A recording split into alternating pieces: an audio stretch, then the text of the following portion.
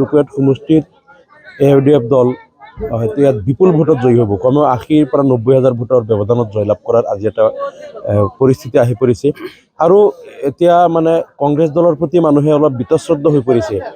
কংগ্ৰেছ দলে বিগত দিনত আমাৰ মাইনৰিটি মানুহৰ প্ৰতি যিমান অন্যায় কৰিছে, এই যে যিসকল মানুহ চৰকাৰী ভূমিত বা চৰ চাপৰিত যিসকল ভূমিহীন লোক, গৰাখহনীয়া আক্ৰান্ত লোক ইয়াত ৫০, ৬০, ৭০, ৮০ বছৰ ধৰি বসবাস কৰি আছে, সেই লোকসকলক কংগ্ৰেছ দলে বাৰে বাৰে তেওঁলোকক প্ৰতাৰণা কৰিছে, তেওঁলোকৰ পৰা ভোট লৈছে, মাটিৰ পট্টা দিম বুলি প্ৰতিশ্ৰুতি দি পেলাই কিন্তু কোনোদিন দিয়া নাই। যাৰ কাৰণে আজি বিজেপি দলে এই সকলো মানুহবিলাক উচ্ছেদ কৰি তেওঁলোকক আজি এটা মানে সৰ্বনাশ এটা পৰিস্থিতিলৈ তেওঁলোকক ঠেলি দিছে।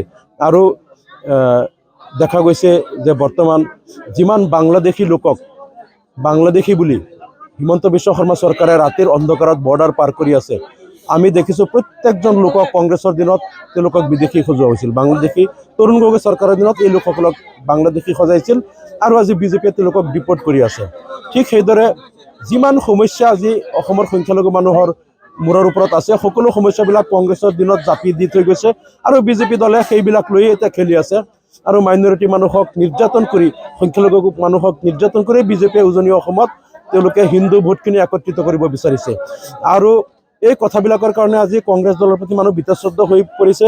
আৰু অসমত মুছলমান মানুহৰ ওপৰত বা সংখ্যালঘু মানুহৰ ওপৰত যেতিয়া বিপদ আহে, দেখা গৈছে যে AUDF দলেই সৰব হয় অসম বিধানসভাৰ মজিয়াত হওক, বাহিৰত হওক বা বিপদগ্ৰস্ত মানুহৰ কাষত সদায় AUDF দলেই যায়। কংগ্ৰেছ দলে ইয়াত ডুৱেল পলিটিক্স এটা কৰে, যাৰ কাৰণে মানুহে স্বতঃস্ফূৰ্তভাৱে আমাক সমৰ্থন কৰিব আগবাঢ়ি আছে। আৰু তাতোকৈ ডাঙৰ কথাটো হ'ল যে এই দুৰ্দশাগ্ৰস্ত মানুহৰ স্বাৰ্থত কথা কোৱাৰ কাৰণে AUDF দলৰ মঞ্চৰ পৰা কথা কোৱাত কোনো বাধা নাই।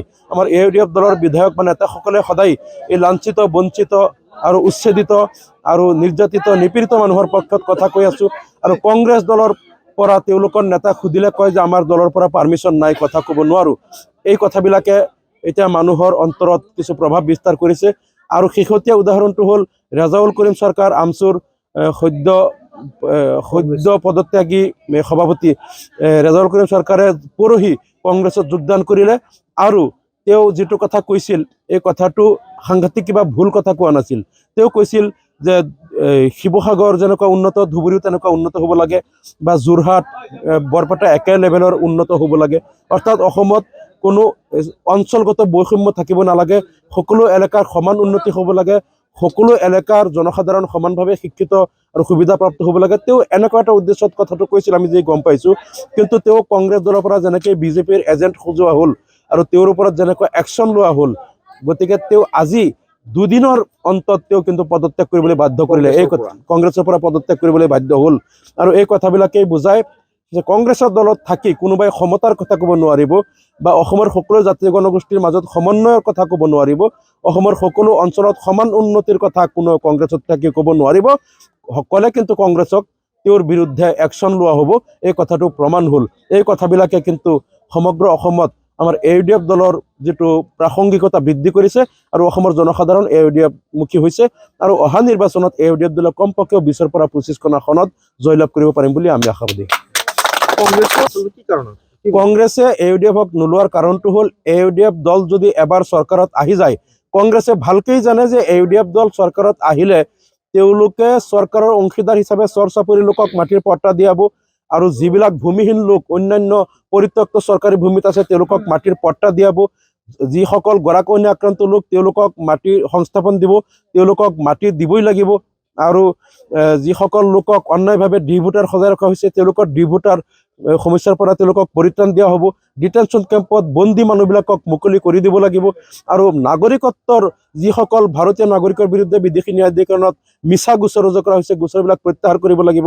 আৰু জনসংখ্যা অনুপাতে চাকৰি দিওঁতে অসমৰ সকলো মুছলমান সমন্বিত সকলো জনগোষ্ঠীয়ে সমান সুবিধা লাভ কৰিব লাগিব। আৰু চৰকাৰৰ অংশীদাৰ হিচাপে AUDF দলে এই কামখিনি বাধ্যতামূলক হিচাপে কৰাব। আৰু এবাৰ যদি AUDF দল ক্ষমতাত আহি পেলাই এই সমস্যাবিলাক চিৰতৰে সমাধান কৰি দিয়ে, তেনেহ'লে অসমৰ সংখ্যালঘু সমন্বিতে পিছপৰা জনগোষ্ঠীসমূহে আজীৱন AUDF দলকেই ছাপোৰ্ট কৰিব। আৰু কংগ্ৰেছ দলে যে এই মানুহবিলাকক বিপদত ৰাখি মুছলমান মানুহক নাগৰিকত্বক সমস্যাৰ মাজত ঠেলি দি তেওঁলোকক ভোটাৰ সজাই তেওঁলোকক NRC নামত হাৰাশাস্তি কৰি যে তেওঁ ভয়ৰ ৰাজনীতি কৰে, তেওঁলোকক শংকাত ৰাখি তেওঁলোকক ভয় দেখুৱাই ৰাজনীতি কৰা, এই ৰাজনীতি চিৰকালৰ কাৰণে উকলি যাব। গতিকে তেওঁলোকে AUDF দলক ক্ষমতাত নলয়, তেওঁলোকে AUDF ৰ লগত মিত্ৰতা নকৰে। বহুত হ'ব মানে কংগ্ৰেছ দলৰ এতিয়া যিটো আমি লক্ষণ দেখা পাইছো, কংগ্ৰেছ দলে দহকৰ ঘৰ স্পৰ্শ কৰাৰ কোনো সম্ভাৱনা নাই। কাৰণ 10খন আসন পোৱাৰ সম্ভাৱনা নাই। কাৰণ ইয়াত দেখা গৈছে যে উজনি অসমত বা যিখিনি হিন্দু বা ট্ৰাইবেল অধ্যুষিত সমষ্টি আছে, সেইবিলাকত কংগ্ৰেছৰ কোনো কুচকাৱাজ নাই। সকলো চিটবিলাক তেওঁলোকে বিজেপিৰ কাৰণে ফ্ৰী হেণ্ড এৰি দিছে। একমাত্ৰ 22-23টা সমষ্টিত মুছলমান মেজৰিটি, কংগ্ৰেছ কেৱল এই সমষ্টিবিলাকতেই তেওঁলোকে সকলো প্ৰচাৰ আৰু তেওঁলোকৰ এক্টিভিটিখিনি কৰি আছে। আৰু বাকী যে 104টা সমষ্টি য'ত মুছলমান সংখ্যাগৰিষ্ঠ নহয়, এইবিলাকত কংগ্ৰেছে তেওঁলোকৰ এক্টিভিটি জিৰো, মানে বিজেপিক এৰিয়ে দিছে। গতিকে তাৰ পৰা যদি দুই এটা পালে পাবও পাৰে, নহ'লে এই মুছলমান এলেকাবিলাকত এতিয়া মুছলমান ৰাইজেও বুজি পালে যে কংগ্ৰেছে কেৱল মুছলমান এই 22টা সমষ্টিত লৈ আৰু জিকিব নোৱাৰে। গতিকে তেওঁলোক যদি বিৰোধীতে থাকিব লাগে, তেনেহ'লে কমপক্ষে আমি AUDFক ভোট দিম, AUDFে কমপক্ষেও আমাৰ বিৰোধী হৈ পেলাই শক্তিশালীভাৱে প্ৰতিবাদ কৰিব পাৰিব। কংগ্ৰেছতে আকৌ প্ৰতিবাদ কৰিবলৈও পাৰ্মিশ্যন লাগে দলৰ, তেওঁলোকে সেইটোও নোৱাৰিব। এইফালৰ পৰা চাব গ'লে কংগ্ৰেছে এতিয়া 10খন আসন যে পাব তাৰো সম্ভাৱনা আমি দেখা নাই। AUDF দলে কমপক্ষে 20-25খন আসন পাব। AUDF দলে এনেকুৱা যদি আমাৰ হয়তো কপাল ভাল থাকে, এইবাৰ হয়তো AUDFৰ নোহোৱাকৈ কোনেও চৰকাৰ কৰিব নোৱাৰে, বা AUDF হয়তো কিংমেকাৰ হৈ যাব পাৰে। এনেকুৱা এটা পৰিস্থিতিও অহাৰ সম্ভাৱনা। বিৰোধী পক্ষত হ'লেও, যদি বিৰোধী পক্ষত আমি থাকিলেও যদি আমি 21ৰ ওপৰত আমি আসন পাওঁ, তেনেহ'লে আমাৰ যিজন দলপতি হ'ব তেওঁ বিৰোধী দলৰ দলপতি হিচাপে স্বীকৃতি পাব। আৰু বিৰোধী দলৰ দলপতি অফিচিয়েল স্বীকৃতি পালে এজন কেবিনেট মন্ত্ৰীৰ সমান তেওঁৰ পাৱাৰ থাকে। গতিকে কমপক্ষেও আমি বিৰোধী দলত থাকিলেও এইবাৰ AUDFৰ দলপতিজন কেবিনেট ৰেংক পাব এইবাৰ। আৰু যদি আমি কেনেবাকৈ চৰকাৰত অংশীদাৰ হোৱাৰ সুবিধা পাওঁ, তেনেহ'লে আমি অন্তত লাঞ্ছিত বঞ্চিত মানুহৰ 70 বছৰৰ এই সমস্যাবিলাক 5 বছৰত সমাধান কৰিম বুলি আমি প্ৰতিজ্ঞাবদ্ধ আৰু প্ৰতিশ্ৰুতিবদ্ধ। যিখিনি জুৰীয়া মৌজাত আগৰ পৰা AUDFৰ ভোট বেছি থাকে, তাৰ লগত হাতীপাৰা, ফাকুলি বা যিখিনি আগৰ পৰা AUDFৰ ভোট বেছি থাকে, এই জিপিবিলাক কিন্তু ৰূপহীত থাকি গ'ল। কংগ্ৰেছৰ ভোট য'ত বেছি থাকে এইখিনি চামগুৰিত গ'ল। এইটো প্ৰথম এডভান্টেজ। আলিটাংগনি মৌজাৰ পৰা যিকেইটা পঞ্চায়ত আহিছে, যি আলিটাংগনি মৌজাত সদায় আমি 80-90% ভোট পাওঁ, সেই পঞ্চায়তবিলাক ইয়াত আহিছে, সেইটো AUDFৰ এডভান্টেজ।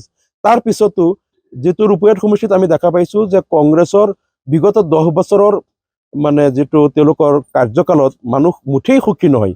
সকলো এলেকাৰ মানুহে কৈ আছে, কিছুমানে কৈ আছে আমি চালানী বিদায় কৰিম, কিছুমানে কৈ আছে আমি বিগত 10 বছৰত আমি ভাল প্ৰাৰ্থী পোৱা নাছিলোঁ, যাৰ কাৰণে এতিয়া মানুহ যথেষ্ট সুখী।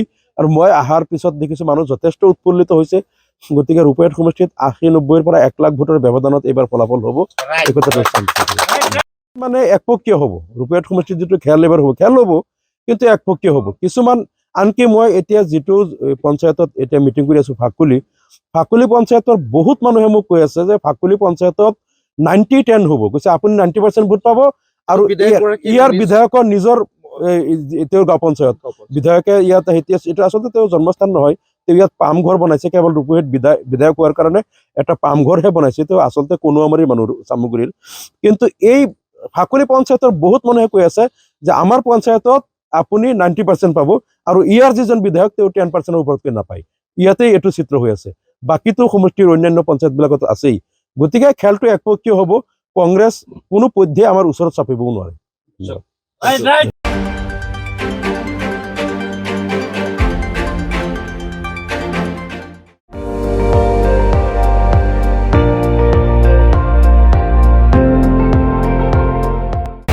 আপুনি চাই আছে ND24, সৰ্বশ্ৰেষ্ঠ নহয়, সৰ্বোত্তমৰ দৌৰত।